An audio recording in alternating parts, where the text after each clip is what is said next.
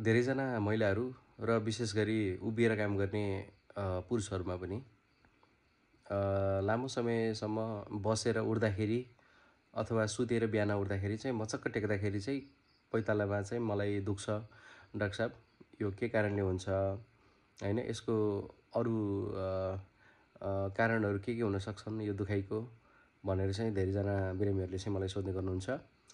अब यो यसको खासै एक्ज्याक्ट कारण भनेर चाहिँ त्यस्तो छैन, तर यसलाई चाहिँ मेडिकल भाषामा भन्दाखेरि चाहिँ प्लान्टर फेसाइटिस भनेर भन्ने गर्दछौँ, जुन चाहिँ लामो समयसम्म कसैले उभिने काम गर्नुहुन्छ, जस्तो शिक्षक हुनुहुन्छ, गृहिणीहरू, घरमा काम गर्नेहरू हैन, उभिएर काम गर्नुपर्ने सेक्युरिटी गार्डहरू, सेना पुलिसहरूमा चाहिँ अलिकति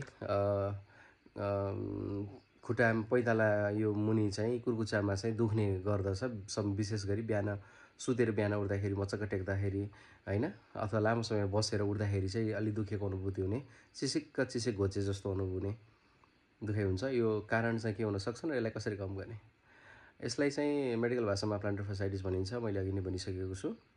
यो प्लान्टर फेसाइटिस हुनुमा चाहिँ त्यो हाम्रो जुन खुट्टाको एउटा जुन मांसपेशीहरू हुन्छ त्यसमा चाहिँ कन्टिन्युस रूपमा चाहिँ स्ट्रेस परेर पनि हुने गर्दछ। विशेष गरी महिलाहरूले हाई हिलहरू, ठुलो अग्लो हिल लगाउने महिलाहरू, लामो समयसम्म उभिएर काम गर्ने सेक्युरिटी गार्डहरू, अनि प्रहरी, आर्मी पुलिसहरू र शिक्षकहरूमा पनि यो समस्याहरू अलि देखिने गर्दछ।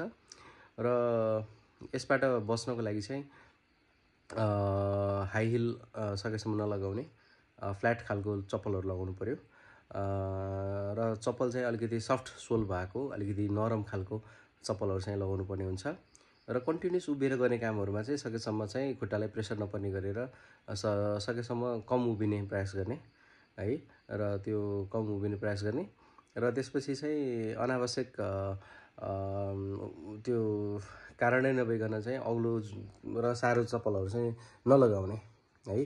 र अर्को कुरा भनेको चाहिँ यसबाट बच्नको लागि चाहिँ त्यस्तो खासै एक्ज्याक्ट उपाय त छैन, तर यसबाट कम गर्नको लागि चाहिँ हामीले उठ्ने बित्तिकै औँलाहरूलाई, खुट्टाको औँलाहरूलाई तन्काउन सक्छौँ है। अलिकति खुट्टालाई सिधा बनाएर औँलामा खुट्टा मुनि चाहिँ कुनै एउटा गलबन्दी अथवा एउटा सलहरूले चाहिँ खुट्टाको पछाडिपट्टि राखेर त्यसले चाहिँ अगाडिपट्टि आफूतिर तान्ने प्रयास गर्ने हैन। र अर्को भनेको चाहिँ रोलिङ थेरापी भन्छ। त्यसमा चाहिँ अलिकति पानी, एउटा मिनरल वाटरको बोतलमा पानीहरू राख्न सकिन्छ। त्यसलाई चाहिँ आफ्नो खुट्टा मुनि राखेर अथवा एउटा कुनै बलहरू, क्रिकेट बल हुनसक्छ, फुटबल के अरे सानो बलहरू जुन हुन्छ, टेनिस बलहरू, तिनीहरूलाई चाहिँ खुट्टा मुनि राखेर रोल गर्न सकिन्छ है।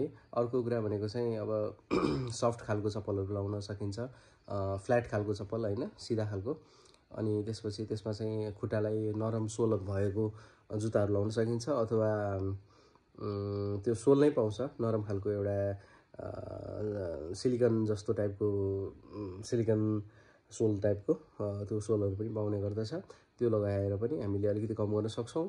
साह्रै नै दुखेको छ, केही गरी पनि कम भएको छैन भने चाहिँ चिकित्सकको सल्लाहमा चाहिँ गएर चेक चाहिँ गर्नु पर्यो है त। चेक गराउने, डाक्टर साहबलाई देखाउने, र त्यही अनुसार कहिलेकाहीँ नदुख्ने औषधिहरू पनि प्रयोग गर्नुपर्ने हुनसक्छ। र समयमै उपचार गर्न सक्यो भने यसले चाहिँ धेरै दुःख चाहिँ दिँदैन। हस्, धन्यवाद।